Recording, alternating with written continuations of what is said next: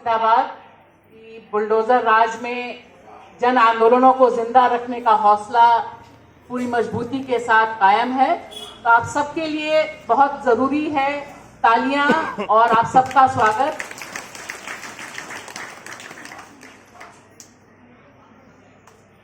जो दो तीन चीजें मैं आपके साथ साझा करना चाहती हूं। आप सारे लोग आंदोलन से जुड़े हुए हैं, आंदोलन की पृष्ठभूमि से आए हुए हैं।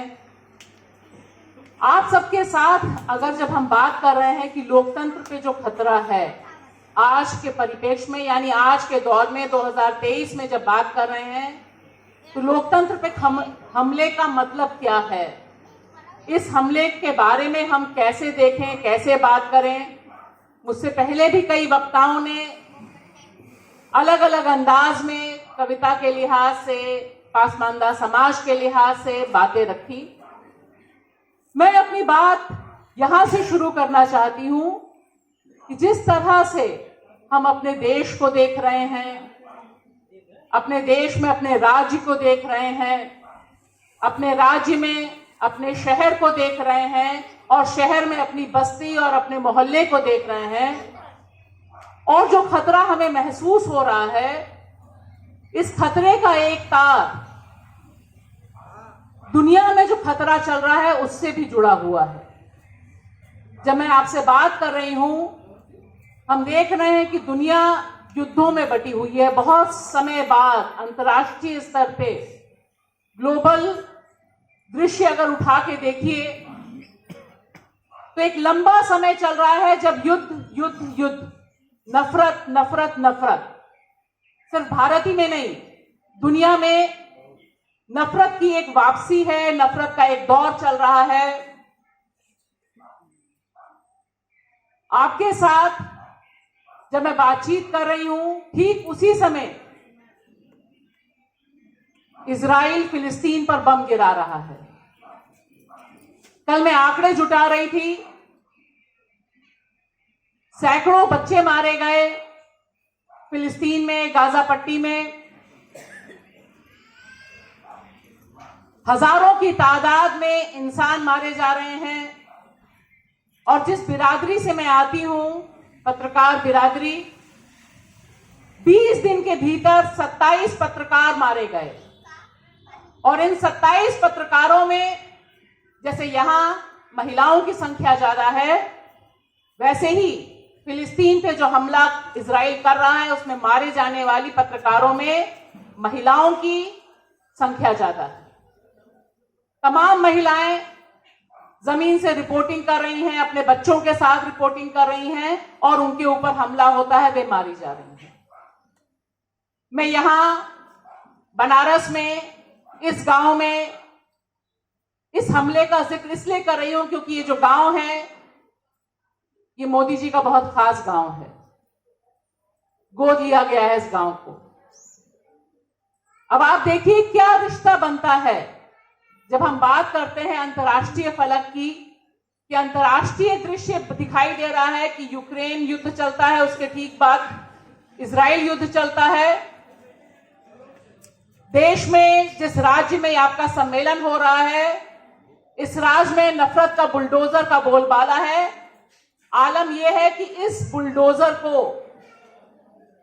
जो संविधान गिराने का काम करता है, जो देश में कॉन्स्टिट्यूशन को खत्म करने का, जमींदोज करने का काम करता है, वह एक पॉलिटिकल वेपन के तौर पर, गर्व के तौर पर इस्तेमाल होने लग गया है। वह इस्तेमाल होता है, उत्तर प्रदेश में बुलडोजर बाबा कहे जाते हैं। बुलडोजर यहीं रुकता नहीं, मध्य प्रदेश पहुंच जाता है जहां चुनाव हो रहे हैं, वहां पर बुलडोजर मामा हो जाते हैं। और आप देखिए कि ये जो दोनों तरह के युद्ध हैं, बुलडोजर क्या कर रहा है? बुलडोजर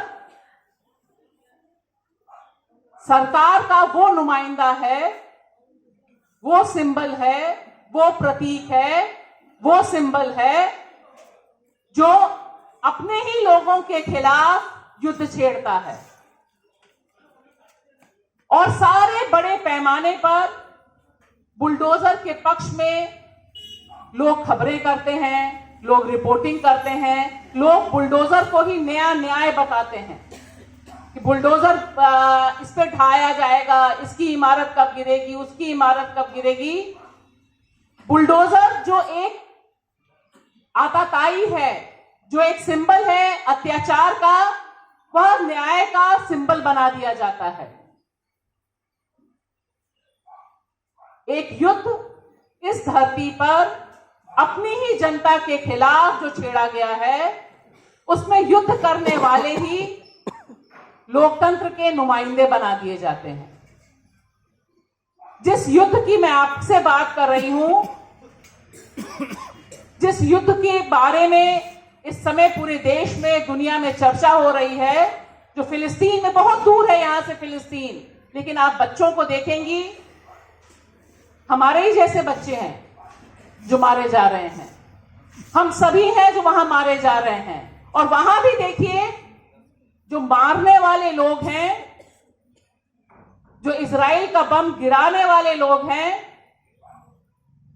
वो हीरो बन जा रहे हैं। और ये बताया जा रहा है कि जिन्हें मारा जा रहा है, दरअसल दोष उन्हीं का है। यहां आते समय मैं वही सोच रही थी कि कितनी अजीब विडंबना है कि सरकार जब अपने नागरिकों के खिलाफ काम करती है, हमारे आपके अधिकार छीनकर हम पर, आप पर बुलडोजर चलाती है, तब वह लोकतंत्र को बचाने का काम करती है उसके हिसाब से, जो मीडिया है उसके हिसाब से। दोनों बिल्कुल अलग अलग जगहों पर हैं। और उत्तर प्रदेश तो बहुत खास है क्योंकि यह बिल्कुल दूसरे ढंग की प्रयोग स्थली है। किस तरह से छोटे छोटे से जो प्रोटेस्ट हैं, छोटे छोटे से जो आंदोलन हैं, उनको कैसे दबाया जा सकता है, आवाज कैसे बंद की जा सकती है। खिरियाबाग के यहां साथी बैठे हुए हैं, 1 साल हो गया आंदोलन का, 2 साल हो जाए, 3 साल हो जाए, न्याय या सरकार की जो जवाबदेही है वो कहीं से सामने नहीं आती। किसान आंदोलन की भी यहां बात हुई। आप देखिए कि 1 साल से अधिक समय तक किसान दिल्ली की सड़कों पर, सरहद पर बैठे रहे। ये सिर्फ देश का किसान कर सकता था और किसान महिलाएं कर सकती थी कि इतनी बड़ी संख्या में एक ऐसी सरकार को चुनौती दें, जिस सरकार को यह एहसास है कि हम किसी के आगे झुकते नहीं, किसी की सुनते नहीं, किसी की बात नहीं करते, कुछ भी हो जाए हम अपना रास्ता नहीं बदलते। दरअसल ये जो एक नया विधान है इस समय सरकार के सामने, किसान आंदोलन की जो सफलता है और किसान आंदोलन से पहले शाहीन बाग की जो सफलता है, जो तमाम औरतों ने हासिल की, वो एक ही सफलता हासिल उन्होंने की कि आप कितना भी जुल्म कर लें, कितना भी हम पर पुलिस फोर्स भेज दें, पानी का कैनन चला दें, बिजली काट दें, लाइट काट दें, शहर के अंदर तक ना आने दें, जनता जब ठान लेती है तो वो अपने आंदोलन का रूप भी बदल देती है। किसने सोचा था कि शाहीन बाग, मैं तो दिल्ली में इतने साल से हूं, लखनऊ की रहने वाली हूं, दिल्ली पहुंची, कभी सोचा ही नहीं था कि शाहीन बाग जैसी कोई जगह है। जामिया सब जानते थे। किसने सोचा था कि जामिया के बगल में 40 फुटा सड़क पर हमारे आपकी जैसी औरतें बैठ जाएंगी और हिलेंगी नहीं।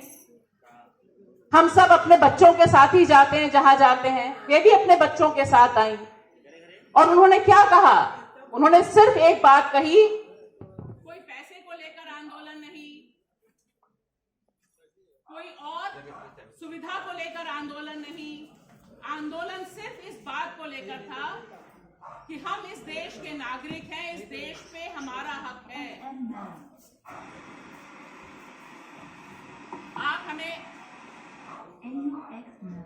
आप हमें यहां से हटा नहीं सकते।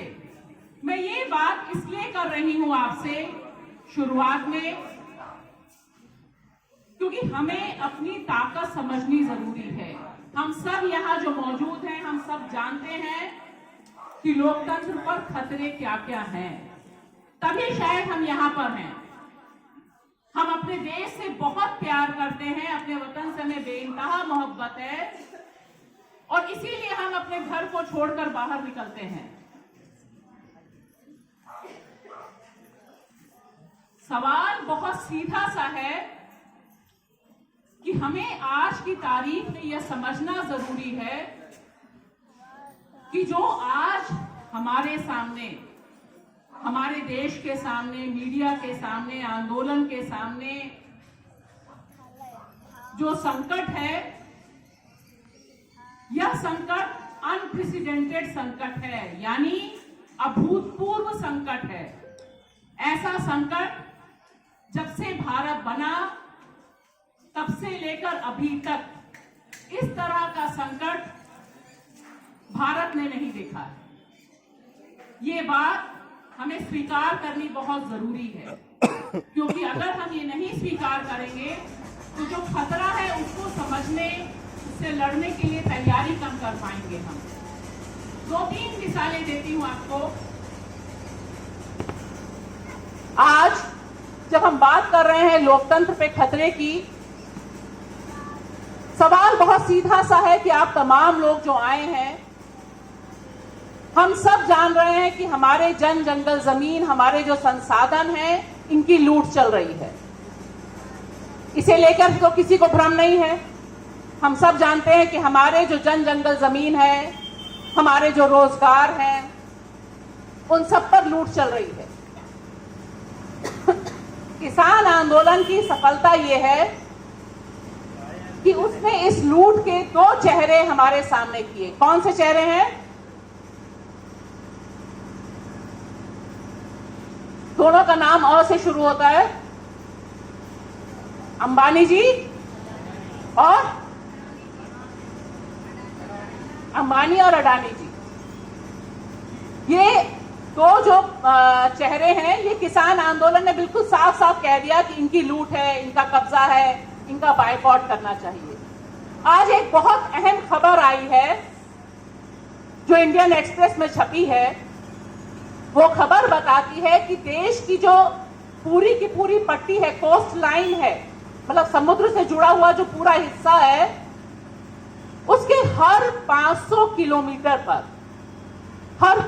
किलोमीटर पर अडानी जी का कब्जा है। मतलब अडानी जी का एक पोर्ट बन गया है, बंदरगाह बन गया है। और यह लूट जो है, यह जो कब्जा है, यह पिछले 10 सालों में हुआ है। और सरकार की जो बंदरगाह से आय होती थी, उसमें करीब 25% की कमी आई है। अब आप देखिए, यह जो लूट है, ये हम सबके सामने हुई है। ऐसा तो है नहीं कि रातों रात हो गई। हम सब जानते हैं, सारे बंदरगाह उनके, सारे हवाई अड्डे उनके। इस समय मीडिया की बात करें तो सारा मीडिया उनका। सवाल ये है कि ये जो पॉलिटिकल पावर है, जो मोदी जी की सरकार है, जो योगी जी की सरकार है, जो भारतीय जनता पार्टी की सरकारें चल रही हैं, इन सब सरकारों का जो कॉरपोरेट लूट है उससे क्या रिश्ता है, यह कौन जनता के सामने रख सकता है? किसके अंदर हिम्मत है कि वो रखे? क्योंकि ये दोनों लूट मिली हुई है। राजनीतिक सत्ता जो इस समय है, वह लोकतंत्र को एक छलावे में डालती है। वो कहती है, ठीक है, आप किसी को भी चुन लो, सरकार तो हम ही बनाएंगे। कहा जाता है ना, हम सब सुनते हैं ना कि वोट आप किसी को भी दे दो, सरकार तो भाजपा की ही बनेगी। ये कहने की हिम्मत कहां से आती है?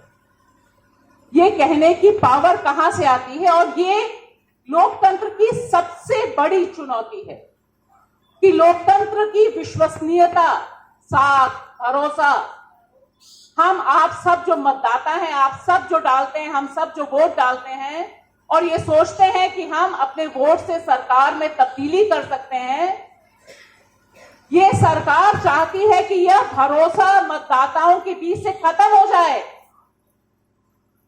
5 विधानसभा के चुनाव हो रहे हैं, हम सब जानते हैं।